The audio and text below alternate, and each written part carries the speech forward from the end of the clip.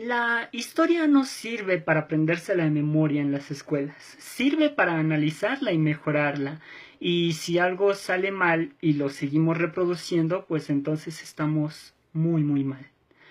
En 1910, cuando Porfirio Díaz fue reelegido presidente, Francisco I. Madero solicitó que se revisaran las boletas electorales. El dictador negó la revisión y fortaleció a la oposición que ya quería deshacerse de la dictadura. Hoy, Tours Papiro te invita a recordar los fraudes electorales del siglo XX, así que hablemos de historia. Desde el inicio del México independiente se hablaba de democracia, sin embargo sus presidentes sedientos de poder se reelegían o nombraban numerosas veces, olvidando esos ideales. Santa Anna lo hizo, Benito Juárez lo hizo, Porfirio Díaz lo hizo.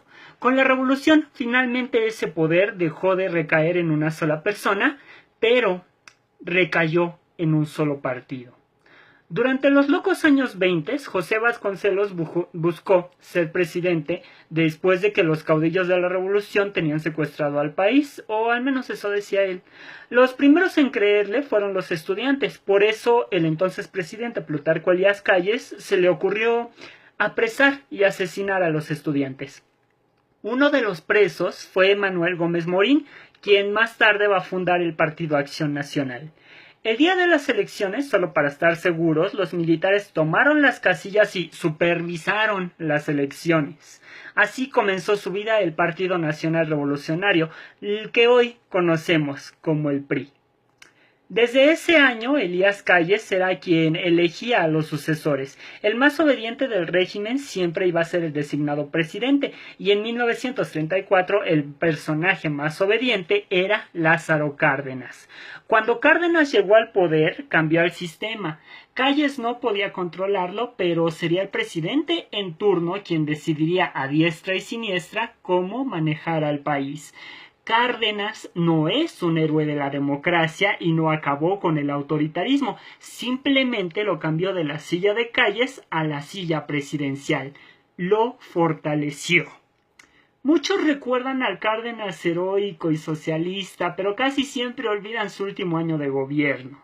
Cárdenas impulsó el voto femenino y cuando solo faltaba que se publicara en el diario oficial, se echó para atrás.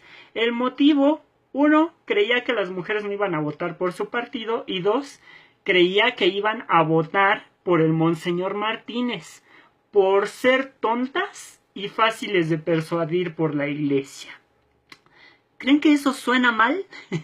Pues ese año electoral, Juan Andrew Almazán era el candidato de la oposición, apoyado por la clase media, mientras que Ávila Camacho, al ser presidente del régimen, era apoyado por empresarios, la mayoría regiomontanos, y sindicatos recién saliditos del horno, recién fundados.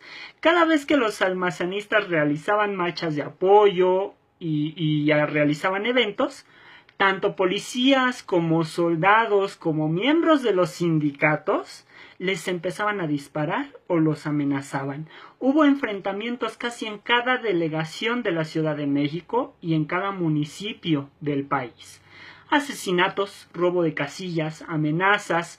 Lázaro Cárdenas permitió las elecciones más violentas de México. Y aunque los diarios nacionales e internacionales le dieron la victoria a Andrew Almazán, la cifra oficial terminó diciendo que ganó Ávila Camacho con 5 millones de votos y Almazán apenas alcanzaba 151,000. Los muertos votan. En 1952 pasó lo mismo. Los presidentes de casilla hicieron el conteo de votos sin permitir que accedieran vigilantes. Ambulantes y trabajadores eran transportados en camiones de una casilla a otra para que votaran por el PRI en distintos lugares. Se dio a conocer que el ganador, según las encuestas de salida, era Enríquez Guzmán. Por eso le empezaron a hacer llamadas telefónicas para amenazarlo, y cuando hicieron su fiesta de la victoria en la Alameda, los reprimieron por la policía. Minutos después las cifras cambiaron bruscamente y de repente le dieron la victoria a Miguel Alemán. Sin duda alguna, de todas las elecciones que tuvimos en el siglo XX, las más fraudulentas y completamente verificadas y estudiadas fueron las de 1988. Después de que el PRI le dio a México gloriosos personajes como Díaz Ordaz y la matanza de Tlatelolco, López Portillo y la devaluación de la moneda y Luis Echeverría con el halconazo, los mexicanos ya querían sacar al PRI del gobierno. Los contendientes en ese entonces eran Cuauhtémoc Cárdenas y Carlos Salinas de Gortari. Cuauhtémoc lideraba todas las encuestas de salida, entonces comenzó el fraude. 4 días antes de la elección fueron asesinados los responsables del cómputo electoral, Javier Obando y Román Gil. El día de la elección, desde temprano se dio a conocer que Cárdenas lideraba todas las preferencias, y fue cuando Miguel de la Madrid ordenó suspender cualquier información a los medios de comunicación y a los partidos. Entonces llegó la famosa caída del sistema. Cuando se restituyó este sistema, el candidato del PRI, Carlos Salinas de Gortari, aventajaba por un margen muy alto al que había salido, algo muy extraño. Entonces le dieron la victoria a Salinas de Gortari y entró muy manchado a la presidencia de la República. Para lavar su imagen, decidió crear el Instituto Federal Electoral, el IFE, como un órgano que revisaría las supuestas elecciones, pero que estaba controlado por el Estado. En 1994, cuando vuelve a ganar el PRI, pasa 1994 y se declara ya finalmente la autonomía del IFE y además se crea la FEPADE. Ellos, el IFE y la FEPADE, son quienes realizan las elecciones del año 2000, que por primera vez declaran como ganador a un personaje que no es miembro del PRI. Aún existiendo un órgano autónomo, el fraude electoral en México no ha desaparecido. Hay distintas formas de orquestarlo. El carrusel consiste en robar una tarjeta electoral y marcarla con un partido político afuera de la casilla. No voy a mencionar qué partidos son los que ponen en práctica estos actos, pero a la historia me remito.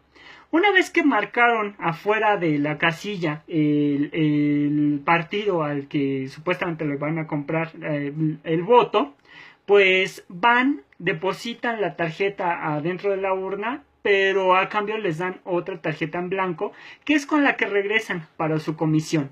Este círculo vicioso es lo que llaman como el carrusel. No altera el resultado final, pero asegura el voto.